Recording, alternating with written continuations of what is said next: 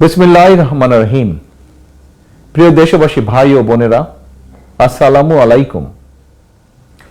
পবিত্র মাহে রমাদান শুরু হতে যাচ্ছে।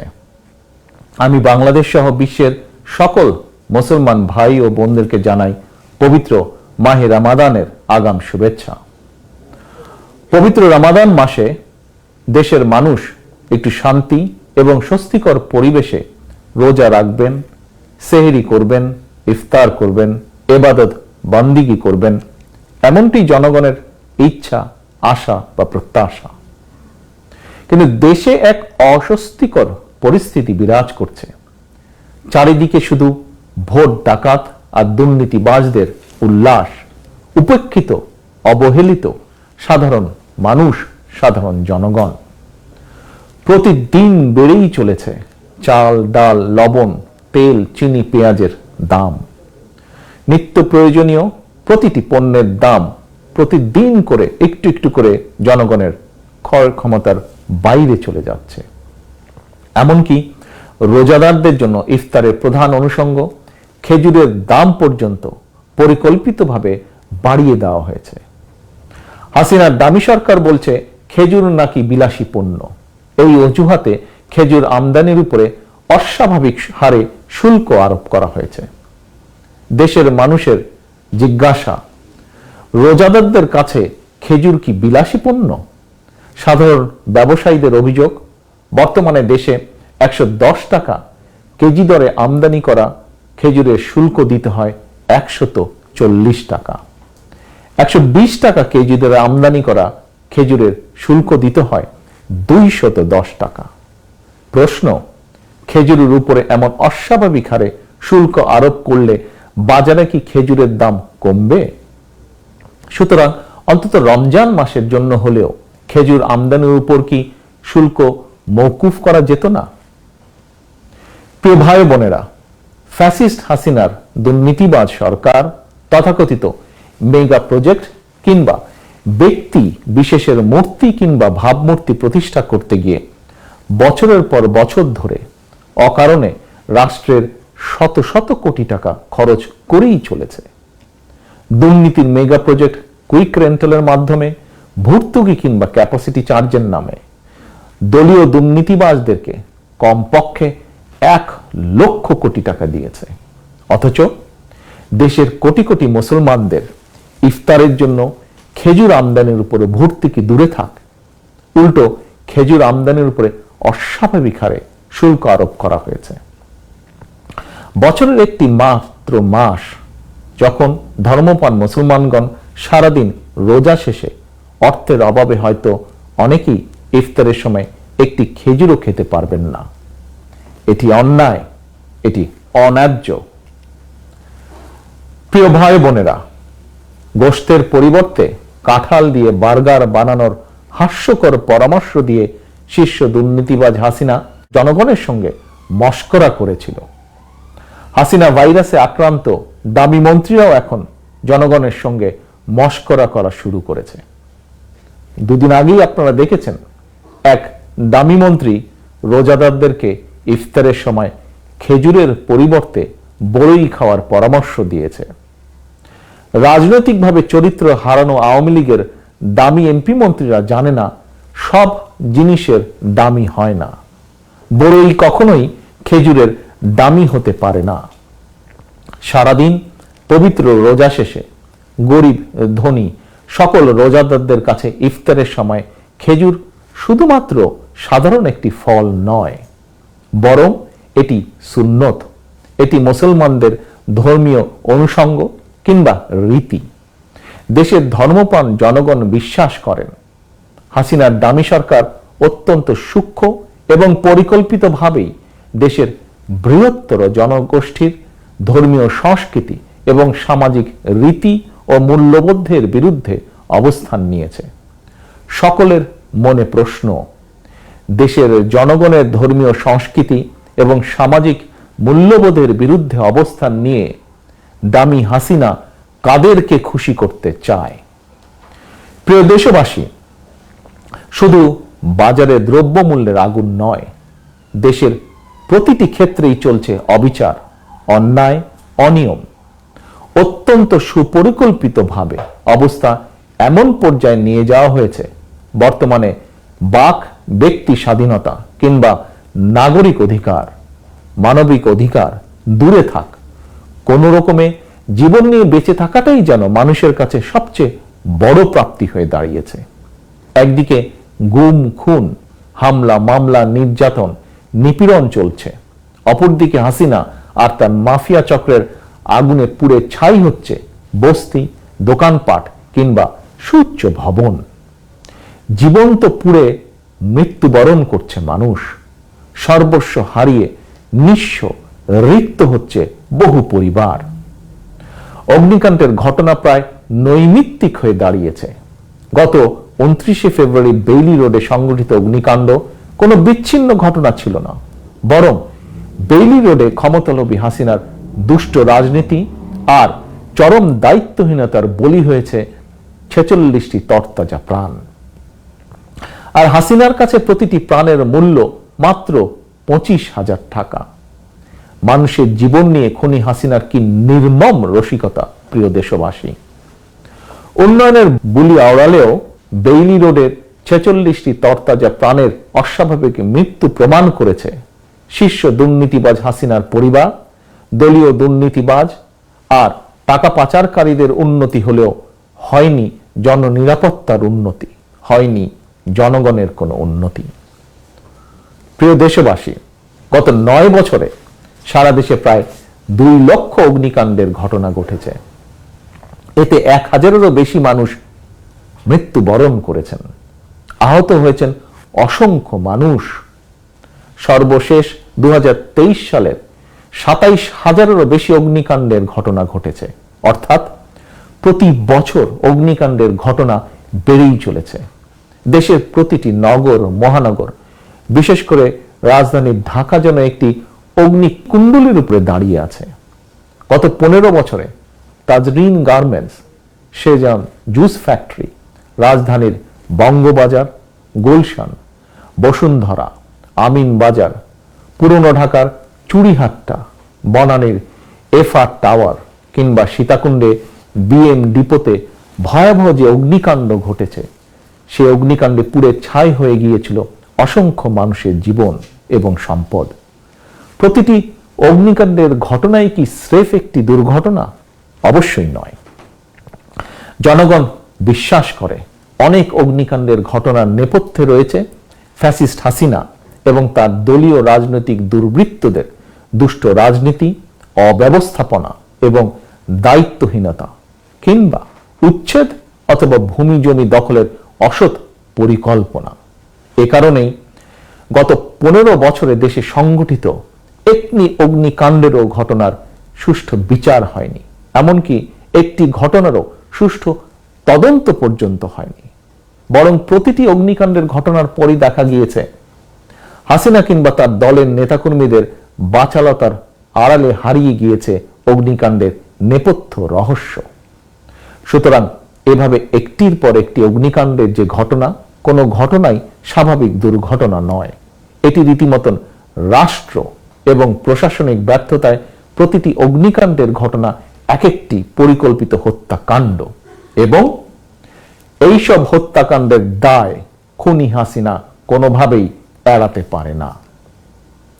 প্রিয় ভাই বোনেরা, কোনো ঘটনা, দুর্ঘটনা যখন নৈমিত্তিক হয়ে দাঁড়ায়, তখন সেটি আর দুর্ঘটনা হিসেবে বিবেচিত হয় না। যখন তখন যেখানে সেখানে আগুন লেগে ঘর বাড়ি বস্তি, ব্যবসা প্রতিষ্ঠান, বহুতল ভবন পুড়ছে, মৃত্যুবরণ করছেন শত শত মানুষ, সম্পদ বিনষ্ট হচ্ছে শত শত কোটি টাকার।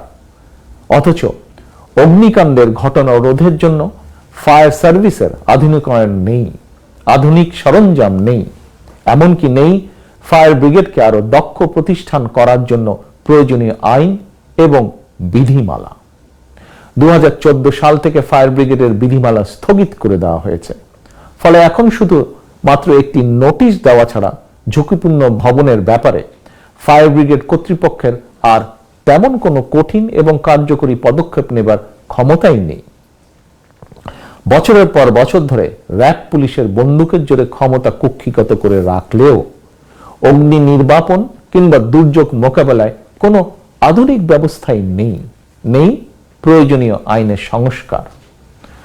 রক্তপিপাসু হাসিনার আইন শুধু কাকে ধরা যায়, কাকে মারা যায় কিংবা বিচারের নামে অবিচার চালিয়ে কাকে ফাঁসিতে ঝুলিয়ে দেওয়া যায়।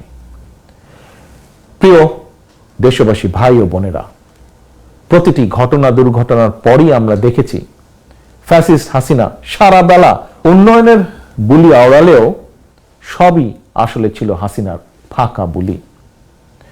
জনগণকে ধোঁকা দিয়ে বোকা বানিয়ে কিভাবে মেগা প্রকল্পের নামে শত শত কোটি টাকা দুর্নীতি করা যায় সেদিকেই শেখ হাসিনার চোখ।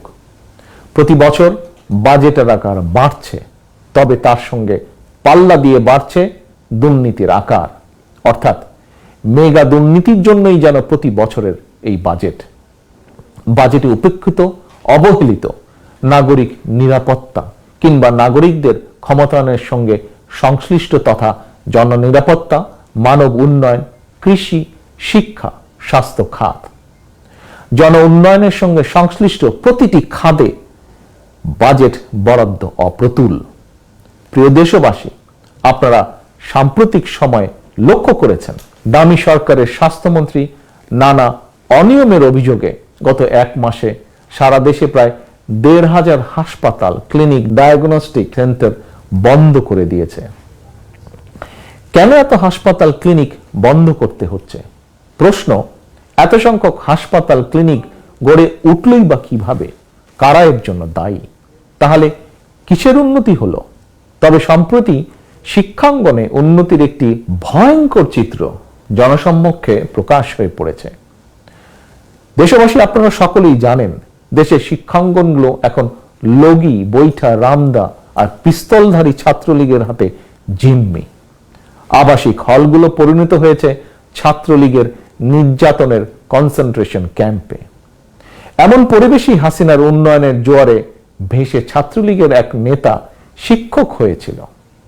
সেই শিক্ষক নেতা সম্প্রতি ক্লাসের ভেতরেই একজন শিক্ষার্থীকে গুলি করে দিয়েছে। সর্বক্ষেত্রেই এটিই হলো হাসিনার উন্নয়নের নমুনা।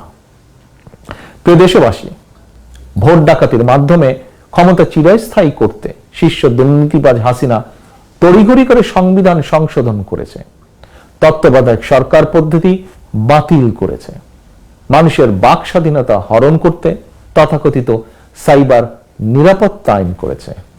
অথচ দুর্ঘটনার নামে আগুনে পুড়ে মানুষ হত্যা বন্ধের জন্য গত 15 বছরে ফায়ার ব্রিগেডের জন্য প্রয়োজনীয় আইন ও বিধিমালা তো করেইনি, তবে জনগণের স্বার্থ রক্ষায় বিধিমালা প্রণয়ন না করলেও চিহ্নিত ভোট ডাকাত হাসিনা তার নিজের এবং নিজের পরিবারের জন্য ভোগবিলাস নিশ্চিত ও নিরাপদ করতে রাষ্ট্রীয় খরচে একটি বিশেষ আলাদা আইন করেছে।